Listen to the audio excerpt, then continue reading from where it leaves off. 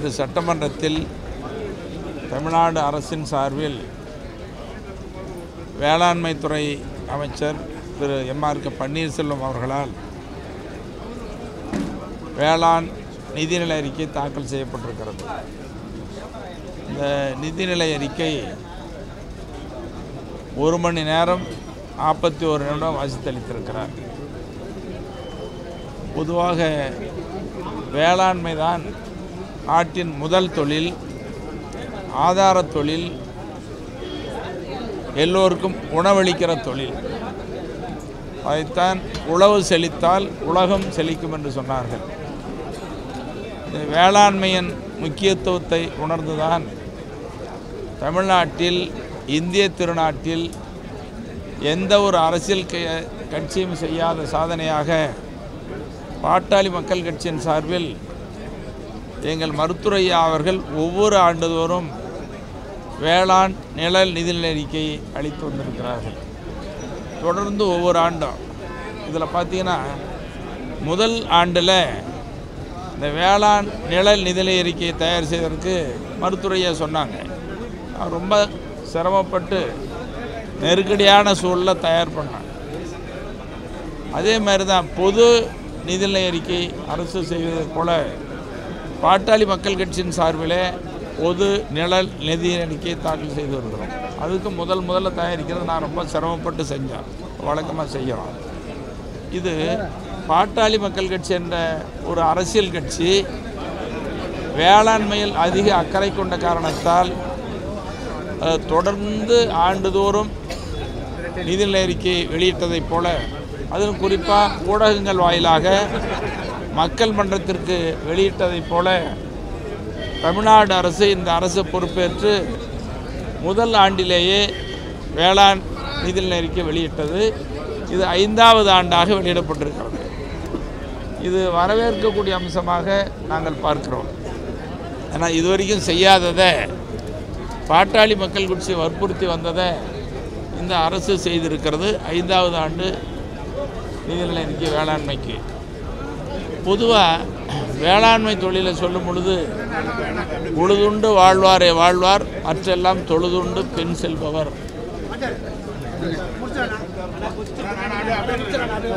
உழுவார் உலகுக்கு அச்சாணி அப்படின்லாம் பல சொல்லுவாங்க. வரப்புயர நீர் உயரும், நீர் உயர நெல் உயரும், நெல் உயர குடி உயரும், குடி உயர கோணூர்வான். இதுதான் உயர்வான், இதுதான் சொல்கிறாங்க.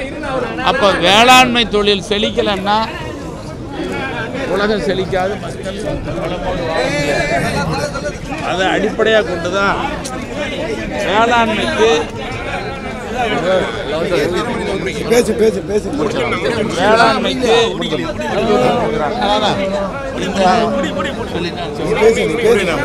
வேளாண் நிதிநிலை அறிக்கையில்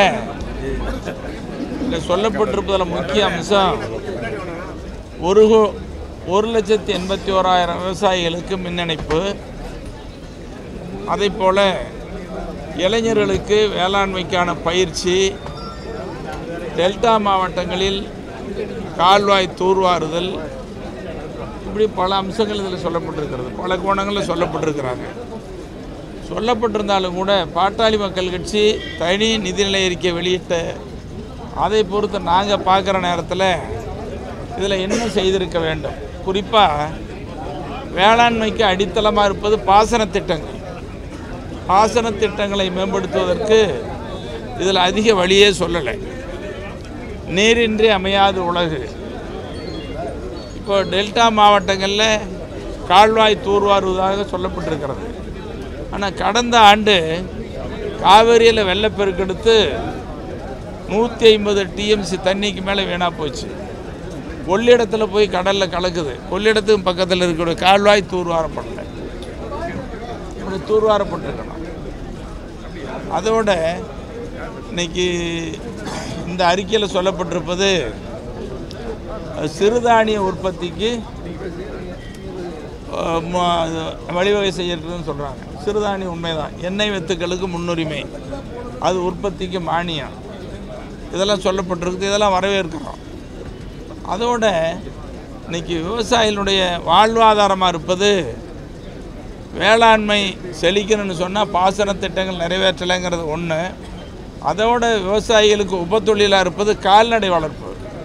எங்கள் தருமபுரி, கிருஷ்ணகிரி, திருப்பத்தூர், விழுப்புரம், இன்னும் பார்த்தீங்கன்னா கொங்கு மண்டல பகுதி, தென் மாவட்டம், பல மாவட்டங்களில் நிறைய குடும்பங்களுக்கு உணவளிப்பது, குழந்தைகள் படிப்பதற்கு ஆதாரமாக இருப்பது கால்நடை தான். கால்நடை வளர்ப்புக்கு முக்கியத்துவம் அளிக்க வேண்டும். அப்போ பால் உற்பத்தி பெருக்கணும். அதுக்கு சிறு பண்ணைன்னு சொல்லியிருக்கிறாங்க. கால்நடை வளர்ப்புக்கு கால்நடைகளுக்கு மானியம் வழங்கணும். இன்றைக்கி தனியார் பால் கொள்முதல் அதிகமாகிட்டே இருக்குது. அரசு பால் உற்பத்தியாளர் கூட்டுறவு சங்கம் குறைஞ்சி வருது, பால் உற்பத்தி குறைஞ்சி வருது. அப்போ இது முன்னேற்றம் இல்லைங்கிறதா இதை காட்டுது. அதனால் இதை உடனடியாக செய்யணும். இன்னும் சொல்லப்போனால் இந்த வேளாண்மை செழிக்கணும்னு சொன்னால் இன்றைக்கி மண்ணெல்லாம் சத்து இழந்து போச்சு. உரம், பூச்சி மருந்து போட்டு போட்டு மண் தன்மை இழந்திருக்குது. இப்போ மண் பரிசோதனை கட்டாயம் வேண்டும். எல்லா விவசாயிகளுடைய நிலத்திலும் மண் பரிசோதனை செய்யப்பட வேண்டும். இன்றைக்கி விவசாயிகளுக்கு மிகப்பெரிய சவாலாக இருப்பது நீங்கள் பூச்சி தாக்குதல். எந்த பயிர் செஞ்சாலும் பூச்சி தாக்குதல். அதோட இன்றைக்கி வனவிலங்குகள் தாக்குதல். எளிய எல்லாம் பயிர் அழிச்சிருக்கு. காட்டுப்பன்றி மிகப்பெரிய அழிப்பை உண்டாக்குது. அதோட யானைகள், இப்படி நிறைய பயிர் சேதத்தை உண்டாக்குது. அதுக்கு அரசு இழப்பீடு வழங்கலை. அந்த இழப்பீட்டை பற்றியும் இதில் சொல்லப்படலை. அதோட இன்றைக்கி உற்பத்தி பெருக்கணும்னு சொன்னால் எல்லாத்துக்கும் மானியம். இப்போ கரும்புக்கு கொள்முதல் விலை, நெல்லுக்கு கொள்முதல் விலை சொல்லியிருக்கிறாங்க. ஊக்கத்தொகை வழங்குறேன்னு சொல்லியிருக்காங்க. இந்த ஊக்கத்தொகை போதாது. கரும்பு கொள்முதல் விலை ஒரு டன்னுக்கு 4500 ரூபாய்க்கு குறையாமல் வழங்கணும். இன்னும் 5000 கூட வழங்கணும். நெல்லுக்கு நெல்லுக்கு 3500 ரூபாய்க்கு குறையாமல் வழங்கணும். இந்த ஊக்கத்தொகை போதாது. நடுவண் அரசோடு ஒப்பிட்டு சொல்லுவது ஏற்புடையதல்ல. தமிழ்நாட்டில் நெல்லுக்கு 3500 ரூபாயும், கரும்புக்கு 4500 ரூபாயும், அதே போல் மஞ்சளுக்கு எல்லாம் பொதுவாகவே ஒட்டுமொத்தமாக சொன்னோம்னா விவசாய உற்பத்திக்கு கட்டுப்படியான விலை இல்லை. இதனால தான் விவசாயிகள் மிகப்பெரிய நட்டத்துக்கு ஆளாகிறாங்க. விவசாயம் செய்யக்கூடிய காலங்காலமாக விவசாயம் செய்யக்கூடிய விவசாயிகள் விவசாய தொழில் விட்டு ஓடுறாங்க. விவசாயம் வேண்டாம். அப்போ விவசாய தொழில் ஓடி போயிட்டாங்கன்னா இப்போ உணவு உற்பத்தி குறைஞ்சிடும். ஒட்டுமொத்தமாக பார்த்தா இன்றைக்கி மக்கள் தொகை பெருகி வருகிறது. விளைநிலங்களின் பரப்பு சுருங்கி வருகிறது. உணவு உற்பத்தி குறைந்து வருகிறது. இதை ஈடு செய்யணும்னு சொன்னால் மாநில அரசு வேளாண்மைக்கு அதிக முக்கியத்துவம் வழங்க வேண்டும். அது எந்த நெல், கரும்பு, வாழையா எதுவாக இருந்தாலும் கூட உற்பத்திக்கு கட்டுப்படியான விலை இருக்கணும். உதாரணத்துக்கு சோப்பு தயாரிக்கிறாங்க, அவங்களே விலையை நிர்ணயம் பண்ணுறாங்க. கண்ணாடி, சீப்பு, எது எல்லாம் விலையை நிர்ணயம் பண்ணுறாங்க. விவசாயி உற்பத்தி செய்கிறதுக்கு கட்டுப்படியான விலை இல்லை. இப்போ உதாரணத்துக்கு இது முதலமைச்சர் கலைஞர் இருந்த நேரத்தில் கட்டுப்படியான விலை வேண்டும்னு சொல்லி நான் தொடர்ந்து வலியுறுத்தினேன். அப்போ ஒரு குழு அமைச்சு எல்லா மாநிலத்துக்கும் அந்த குழு போகப்பட்டது. போயிட்டு வந்த பின்னாடி கேட்டார் கலைஞர், அங்கே என்ன நடந்ததெல்லாம் சொன்னால் அன்றைக்கி உழவர் சந்தை கொண்டு வந்தார். உழவர் சந்தை கொண்டு வந்தது ஒரு முன்னுதாரணம். அது மட்டும் போதாது. அப்போ எல்லா உற்பத்திக்கும் கட்டுப்படியான விலை வேணும் இல்லை. இப்போ வெங்காயம் கூட இன்றைக்கி சொல்லப்பட்டது. நீங்கள் மகாராஷ்டிரா மாநிலத்தில் போய் பார்த்தீங்கன்னா வெங்காயத்தை பதப்படுத்தி வச்சு எப்போ நல்ல விலை வருதோ அன்றைக்கி விற்பனை செய்யலாம். மஞ்சளை பாதுகாத்து வச்சு விற்பனை செய்யலாம். அதுபோல தான் பாட்டாளி மக்கள் கட்சி நாங்கள் சொல்கிறோம், விவசாய உற்பத்தி செய்கிற எல்லா பொருளையும் அரசு அங்கங்கே எல்லா இடங்களிலையும் விற்பனை கூடங்கள் அமைக்கணும், குளிர்பதன கிடங்குகள் அமைக்கணும். உற்பத்தி செய்கிற பொருளை அங்கே சேமித்து வைக்கணும். அதில் என்ன விலை விற்கிதோ அன்றைக்கி பாதியை விலையை கொடுத்துடணும். எப்போ கட்டுப்படியான விலை வருதோ அந்த நேரத்தில் விவசாயி விற்றுவாங்க. அதுக்குண்டான வழிவகைகள்லாம் செய்யணும். அப்படி இல்லைன்னு சொன்னால் விவசாய உற்பத்தி பெருகாது, உணவு பற்றாக்குறை எதிர்காலத்தில் ஏற்படுங்கிறது தான் யதார்த்த நிலைமை. அதனால் மீண்டும் மீண்டும் பாட்டாளி மக்கள் கட்சியின் சார்பில் வலியுறுத்துவது என்பது வேளாண்மைக்கு அதிக முக்கியத்துவம் கொடுக்க வேண்டும். உற்பத்தி எதுவாக இருந்தாலும் கூட உற்பத்தியினுடைய முதலீட்டில் 50 விழுக்காடு லாபம் கிடைக்கும்.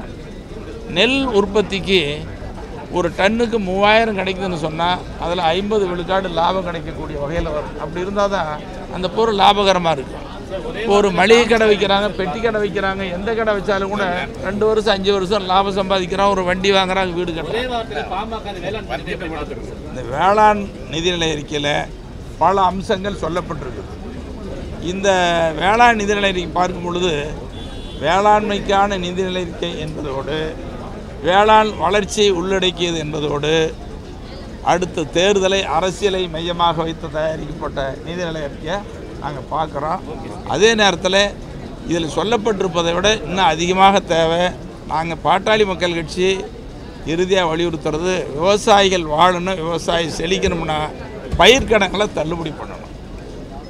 விவசாயிகள் பெற்ற பயிர்க்கடனை தள்ளுபடி செய்யணும், தேவையான அளவுக்கு கடன் வழங்கணும். கால்நடை மீன் வளர்ப்பு உற்பத்தியை பெருக்குவதற்கு 50 விழுக்காடு மானியம் வழங்கணும். அனைவருக்கும் கொங்கு நாடு மக்கள் தேசிய கட்சியின் சார்பாக வணக்கத்தை தெரிவித்துக் கொள்கின்றேன். விவசாயத்திற்கென்று தனி பட்ஜெட் சமர்ப்பிப்பதால் தான் பல்வேறு விஷயங்களை விவரமாக இன்றைக்கு சட்டமன்றத்திலே அறிவிப்புகள் கொடுக்க முடிகின்றது. 2 மணி நேரம் வரை விவசாய நிதிநிலை அறிக்கையை அமைச்சர் படிக்கிறார் என்று சொன்னால் ஒவ்வொரு பயிராக விடாமல் பல்வேறு விஷயங்களை முன்னெடுத்து பேசியிருக்கிறார். இதுதான் தனியாக விவசாயத்திற்கென்று பட்ஜெட் போடுவதனுடைய பயன். கரும்புக்கு 349 ரூபாய் ஊக்கத்தொகை கொடுத்து டன்னுக்கு 3500 ரூபாய் கிடைக்கின்ற வகையிலே அறிவிப்பு செய்திருக்கிறார்கள். நன்றி, மகிழ்ச்சி. ஆனால் விவசாயிகளுடைய எதிர்பார்ப்பு டன்னுக்கு 4500 இருக்கிறது. 5 ஆண்டுகளுக்கு முன்பே விவசாயிகளுடைய எதிர்பார்ப்பு 4000, இப்போது 4500 இருக்கிறது. குறைந்தபட்சம் ஒன்றிய அரசோடு கலந்தாலோசித்து பேசி 4000 ரூபாயாவது கரும்புக்கு கொடுப்பதற்கு அரசு முயற்சிக்க வேண்டும். முந்திரி வாரியம் என்று தனியாக அமைக்கப்படும் என்று அறிவிக்கப்பட்டிருக்கிறது, அதை வரவேற்கின்றோம். முந்திரி வாரியம் அறிவித்தால் முந்திரி விவசாயத்திற்கு நல்ல விலை கிடைக்கும். மதிப்பூட்டு கூட்டு பொருட்களை ஏற்றுமதி செய்வதற்கு அது உதவியாக இருக்கும். தமிழ்நாட்டிலே பருத்தி விளைச்சல் குறைந்ததனால் நூற்பாலைகள் சிரமப்படுகின்றன. அப்போ பருத்தி விளைச்சலை அதிகப்படுத்துவதற்காக இன்றைக்கு நிதி ஒதுக்கப்பட்டு பருத்தி விளைச்சலை அதிகமாக்கின்ற அந்த முயற்சியை நான் வரவேற்கின்றேன். வருடா வருடம் விவசாயத்தில் 4600 மாணவர்கள் படித்துவிட்டு வெளியே வருகிறார்கள். அவர்களெல்லாம் விவசாயிகளுக்கு விழிப்புணர்வு ஏற்படுத்துவதற்காக பயன்படுத்துவதற்கு நிதி ஒதுக்கி இருக்கிறார்கள். அது புதிய முயற்சி, அதை நான் வரவேற்கின்றேன். மலைவாழ் உழவர்களுக்காக 23 கோடி நிதி ஒதுக்கி இருப்பதை நான் வரவேற்கின்றேன். அதேபோல இயற்கை விவசாயத்திற்கும் சிறுதானியத்திற்கும் நிதி ஒதுக்கி இருப்பதை வரவேற்கின்றோம். மின்சார பிரச்சனை இருக்கின்ற இந்த காரணத்திலே சூரிய சக்தி மின் பம்பு செட்டுகள் கொடுக்கப்படும் என்று அதற்கான மானியம் அறிவிப்பை நான் வரவேற்கின்றேன். அடுத்தபடியாக இன்றைக்கெல்லாம் ஆன்லைனில் காய்கறிகள் வாங்குவது சர்வசாதாரணமாக போனது. உழவர் சந்தைகளிலிருந்து வீடுகளுக்கே காய்கறிகள் வருகிற ஆன்லைன் வர்த்தகத்தை ஊக்குவிப்பதற்காக முயற்சிகள் மேற்கொள்ளப்பட்டிருக்கிறது. அதற்கு நல்ல வரவேற்பு இருக்கும் என்பதை புரிந்து கொள்ளுகின்றோம், அதை வரவேற்கின்றோம். அதேபோல கிணறுகளுக்கு சுற்றுச்சுவர் அமைப்பதற்காக பல கிணறுகள் சாலை ஓரங்களில் இருக்கிறது. அவற்றுக்கெல்லாம் ஆபத்தான நிலையில் இருக்கிறது.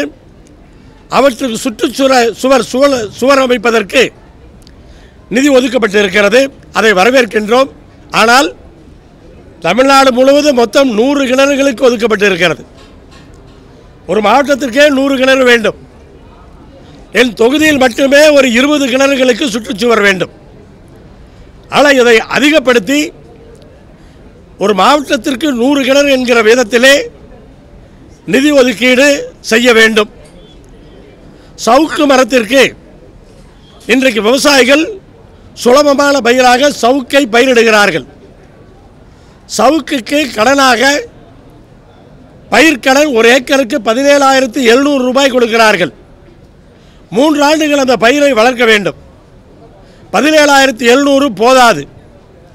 அதை கூட்டித் தருவதற்கு அரசு முயற்சிக்க வேண்டும். அதேபோல் பயிர் காப்பீட்டு திட்டத்திலே சவுக்கு பயிருக்கென்று தனியாக விலை கிடையாது. அதனால் விவசாயிகள் பாதிக்கப்படுகிறார்கள், தடுமாறுகிறார்கள். ஆனால் சவுக்கு பயிரை பயிர் காப்பீட்டு திட்டத்திலே இணைக்க வேண்டும் என்ற அந்த கோரிக்கையும் இந்த நேரத்திலே வைத்து இந்த விவசாய பட்ஜெட்டை வரவேற்கின்ற அதே சமயத்திலே இன்னும் நிறையாக தேவையான விஷயங்களுக்கு நிதி ஒதுக்கி விவசாயிகளுடைய வாழ்வாதாரத்தை மேம்படுத்துவதற்கு துறை முயற்சிக்க வேண்டும், அரசு முயற்சிக்க வேண்டும் என்ற அந்த கோரிக்கையும் வைத்துக் கொள்கிறேன். நன்றி, வணக்கம். தமிழ்நாடு சட்டமன்றத்தில் இன்றைக்கு தமிழ்நாட்டு அரசின் சார்பில் வேளாண் நிதிநிலை அறிக்கை சமர்ப்பிக்கப்பட்டிருக்கிறது. இந்த திராவிட முன்னேற்றக் கழகம் ஆட்சிக்கு வந்த பிறகு கடந்த காலங்களில் நிதிநிலை அறிக்கை என்று சட்டமன்றத்தில் சமர்ப்பிக்கக்கூடிய வழக்கம்.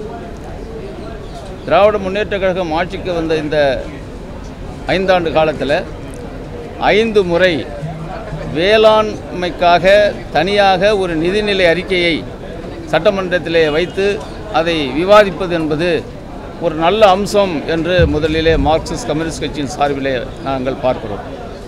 அது மாதிரி இன்றைக்கு 5வது முறையாக வேளாண் துறை அமைச்சர் இந்த வேளாண்மை நிதிநிலை அறிக்கையை இன்றைக்கு சமர்ப்பித்திருக்கிறார். இதில் ஏராளமான தகவல்கள் இந்த நிதிநிலை அறிக்கையில் சொல்லப்பட்டிருக்கிறது. உண்மையிலேயே இந்த நிதிநிலை அறிக்கை, வேளாண்மை நிதிநிலை அறிக்கையிலே தமிழ்நாட்டில் வேளாண்மை தொழிலை பாதுகாக்கவும், விவசாயிகளை பாதுகாக்கவும், வேளாண் உற்பத்தியை அதிகரிக்கவும், நெல் போன்ற உணவு தானியங்களை சந்தைப்படுத்துவதற்கான ஆலோசனைகளும் அதற்கான நிதி ஒதுக்கீடும் செய்யப்பட்டிருப்பதை முதலிலே மார்க்சிஸ்ட் கம்யூனிஸ்ட் கட்சியின் சார்பில் இந்த நிதிநிலை அறிக்கையை நாங்கள் வரவேற்கிறோம். அதே நேரத்தில் சில எதிர்பார்ப்புகளும் தமிழக விவசாயிகள் மத்தியிலே இருக்கிறது என்பதையும் அரசினுடைய கவனத்திற்கு நாங்கள் கொண்டு வருகிறோம். குறிப்பாக நெல், கரும்பு இவைகளுக்கு கட்டுப்படியான விலை வேண்டும் என்பதுதான் தமிழக விவசாயிகளுடைய எதிர்பார்ப்பு. திராவிட முன்னேற்றக் கழகத்தினுடைய தேர்தல் அறிக்கையில் கூட அவர்கள் சொல்லியிருக்கிற அந்த கரும்பு, நெல் இதற்கான விலை நிர்ணயம் என்பது 5வது முறையாக அறிவிக்கப்பட்டிருக்கிற இந்த வேளாண் நிதிநிலை அறிக்கையில் அந்த உறுதிமொழி, அவர்கள் சொன்ன உறுதி இந்த நிதிநிலை அறிக்கையில் இன்றைக்கு அறிவிக்கப்படும் என்கிற எதிர்பார்ப்பு எங்களுக்கும் இருந்தது, தமிழகத்தில் இருக்கிற விவசாயிகளுக்கும் இருந்தது. ஆனால் கரும்புக்கு ஒரு டன்னுக்கு ரூபாய் 349 உயர்த்தி கொடுக்கப்படும் என்று சொல்லியிருக்கிறாங்க. அதை வரவேற்கிறோம், கூடுதலாக உயர்த்தியிருக்கிறாங்க. ஆனால் தமிழ்நாட்டில் இருக்கிற கரும்பு விவசாயிகள் எதிர்பார்க்கிற அளவுக்கு அந்த விலை உயர்வு இல்லை என்பதை பதிவு செய்ய விரும்புகிறோம். அதே மாதிரி நெல்லுக்கு கட்டுப்படியான விலை, அதுவும் சன்ன ரகத்துக்கு அதற்கு அடுத்து உள்ள ரகத்திற்கு ஒரு கூடுதலான விலையை நிர்ணயித்திருக்கிறாங்க. இதுவும் தமிழக விவசாயிகள் எதிர்பார்த்து கொண்டிருக்கிற அந்த அளவுக்கு இந்த விலை உயர்வு இல்லை. தேர்தல் அறிக்கையில் சொல்லப்பட்டிருக்கிற விலை உயர்வும் இல்லை. இது கடைசி பட்ஜெட், வேளாண்மை பட்ஜெட். இதற்கு பிறகு அறிவிப்பதற்கான வாய்ப்பு இருக்கா என்னன்னு எனக்கு தெரியல. வரக்கூடிய மானிய கோரிக்கை இருக்கிறது, அதில் வேளாண்மை துறை மானிய கோரிக்கையில் அவர்கள் சொல்லுவாங்களா என்னன்னு தெரியல. அப்படி எதிர்பார்க்கிறோம், நாங்கள் எதிர்பார்க்கிறோம். தமிழ்நாடு விவசாயிகளும் தேர்தல் அறிக்கையில் சொல்லப்பட்டிருக்கிற, அவர்கள் சொல்லியிருக்கிற அந்த விலை உயர்வை கண்டிப்பாக வருகிற வேளாண்மை மானிய கோரிக்கையில் அறிவிக்க வேண்டும் என்று நாங்கள் எதிர்பார்க்கிறோம். ஏன்னா இது ஒரு முக்கியமான இஷ்யூ. நெல், கரும்பு விவசாயிகளுக்கு ஒரு முக்கியமான ஒரு இஷ்யூ. நம்ம தமிழ்நாடு என்பது விவசாயத்தை அடிப்படையாக கொண்டிருக்கிற, விவசாய பொருளாதாரத்தை அடிப்படையாக கொண்டிருக்கிற நம்முடைய மாநிலம். அந்த வகையில் நெல், கரும்பு இப்படி விவசாயிகள் உற்பத்தி செய்கிற பொருள்களுக்கு கட்டுப்படியான விலை என்பது தமிழ்நாட்டு மக்களுடைய வாழ்வாதாரம் என்பதை மார்க்சிஸ்ட் கம்யூனிஸ்ட் கட்சியின் சார்பில் இந்த அரசினுடைய கவனத்திற்கு நாங்கள் கொண்டு வருகிறோம். இந்த முந்திரிக்கான ஆணையம் அது தொடர்ந்து ஒரு கோரிக்கை, முந்திரி விவசாயம் செய்யக்கூடிய விவசாயிகள் மத்தியில் ஒரு ஆணையம் அமைக்க வேண்டும் என்று அதை அமைச்சிருக்கிறாங்க. நல்ல அம்சம், நாங்கள் வரவேற்கிறோம். இது முந்திரி விவசாயிகளுக்கு உதவி செய்யும் என்று நாங்கள் நம்புகிறோம். அதே மாதிரி இந்த பயிர் காப்பீடு நல்ல அறிவிப்பு தான். அறிவிப்பை பொறுத்தவரையிலும் நாங்கள் ஒன்றும் குறை சொல்ல, வரவேற்கிறோம். எங்களுடைய நீண்ட நாள் கோரிக்கை, இந்த காப்பீடு திட்டம் என்பது தனியார் கைக்கு போன பிறகு அது அந்த திட்டம் சில நேரங்களில் பாதிக்கப்பட்டிருக்கிற பயிர் இன்சூரன்ஸ் செய்திருக்கிற எல்லா விவசாயிகளுக்கும் அந்த நிவாரணம் கிடைப்பதில் மிகப்பெரிய கோளாறு இருக்குது. அது கொடுக்குறாங்கங்கிறது வேறு, பாதிக்கப்படுகிற எல்லா விவசாயிகளுக்கும் இந்த கணக்கெடுக்கிறது, அதை முறைப்படுத்துறது, அதில் ஏகப்பட்ட கோளாறு இருக்குது. நாங்கள் என்ன சொல்கிறோன்னா, இது தனியாரிடம் கொடுத்து தனியார் இந்த இன்சூரன்ஸ் மூலமாக அவங்க லாபம் அடைவதை விட இந்த பயிர் இன்சூரன்ஸை அரசாங்கமே நடத்துவது அரசாங்கத்திற்கும் நல்லது, கணக்கெடுப்பும் சரியாக நடக்கும், விவசாயிகளுக்கும் நல்லது என்கிற முறையில் இந்த பயிர் காப்பீட்டு திட்டத்தை முறைப்படுத்த வேண்டும். அரசாங்கமே இந்த பயிர் காப்பீட்டு திட்டத்தை நடத்த வேண்டும் என்று நாங்கள் கேட்டுக்கிறோம். அதே மாதிரி ஒழுங்குமுறை விற்பனை கூடங்கள்லாம் அதிகரிச்சிருக்கிறாங்க. இந்த நெல் மணிகளை பாதுகாப்பதற்கான அந்த ஏற்பாடுகள்லாம் இந்த நிதிநிலை அறிக்கையில் சொல்லப்பட்டிருக்கு. அதே மாதிரி விவசாய தொழிலாளர்களுக்கும் சில அந்த இழப்பு நிதி 1 லட்சமாக இருந்ததை 2 லட்சமாக அறிவித்திருப்பது நல்ல அம்சம். அந்த இதை நாங்கள் வரவேற்கிறோம். ஆக ஒட்டுமொத்தத்தில் இந்த நிதிநிலை அறிக்கையை நாங்கள் மார்க்சிஸ்ட் கம்யூனிஸ்ட் கட்சியின் சார்பில் அதை வரவேற்கிறோம். அதில் இருக்கக்கூடிய விஷயம் நெல்லுக்கும் அதே மாதிரி வனவிலங்குகள் பாதிப்பு. இது ஒரு பெரிய மேற்கு மாவட்டங்களில் இந்த பயிர்களை வனவிலங்குகள் அழித்திடுது. என்னென்ன விலங்குகளும் இருக்குது. இதெல்லாம் கட்டுப்படுத்துவதற்கு அரசாங்கம் முறைப்படுத்துவதற்கு ஒரு கடுமையான சட்டத்தை போட்டு அதை கட்டுப்படுத்தலன்னு சொன்னால் விவசாயிகள் கடுமையாக மேற்கு மாவட்டத்தில் பாதிக்கப்படுறாங்க. அது குறித்து எதிர்காலத்தில் நம்முடைய அரசு சிந்திக்க வேண்டும். வேளாண் மானிய கோரிக்கை வரும்போது இது குறித்தெல்லாம் அறிவிக்க வேண்டும். மொத்தத்தில் இந்த நிதிநிலை அறிக்கையை, இந்த வேளாண் நிதிநிலை அறிக்கையை நாங்கள் வரவேற்கிறோம். அதே நேரத்தில் நெல், கரும்பு இதனுடைய விலைகளை உயர்த்துவதற்கு தேர்தல் அறிக்கையில் அவர் சொல்லியிருக்கிற அந்த அளவுக்காவது கொடுப்பதற்கு அரசாங்கம் அந்த மானிய கோரிக்கையில் அறிவிக்க வேண்டும் என்று நாங்கள் கேட்டுக்கிறோம். இதுதான் சொல்ல. மாண்புமிகு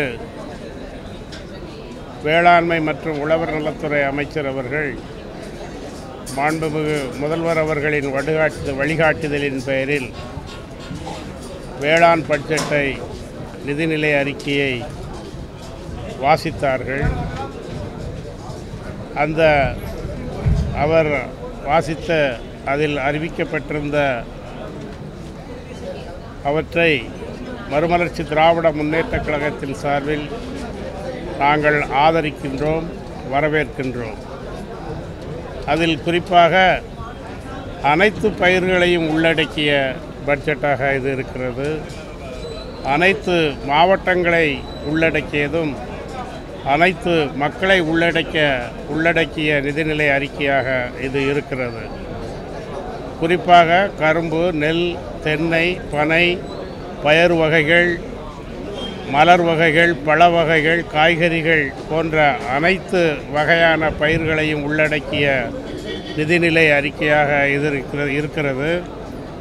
இதில் குறிப்பாக வேளாண் மக்கள் படுகின்ற துயரங்களை துடைக்கும் விதமாக அவர்களுக்கு உயிருக்கோ அல்லது உடலுக்கோ ஏதும் விபத்து ஏற்பட்டாலோ, ஆபத்து ஏற்பட்டாலோ, இழப்பு ஏற்பட்டாலோ அவர்களுக்கு கொடுக்கின்ற அந்த இழப்பு தொகை 2 மடங்காக ஆக்கியது மகிழ்ச்சிக்குரியதாக இருக்கிறது. அதேபோன்று ஒடுக்கப்பட்ட, தாழ்த்தப்பட்ட எஸ்சி, எஸ்டி மக்களுக்கும் பெண்களுக்கும் அது மானியம் 70% அறிவித்திருக்கின்றார்கள். எல்லா வேளாண்மை மக்களுக்கும் முடிந்த அளவு வேளாண் இயந்திரங்கள் கொடுப்பதற்கு வழிவகை செய்யப்பட்டிருக்கிறது. முந்திரி வாரியம் அமைப்பது மிகவும் மகிழ்ச்சிக்குரிய விஷயமாக இருக்கிறது.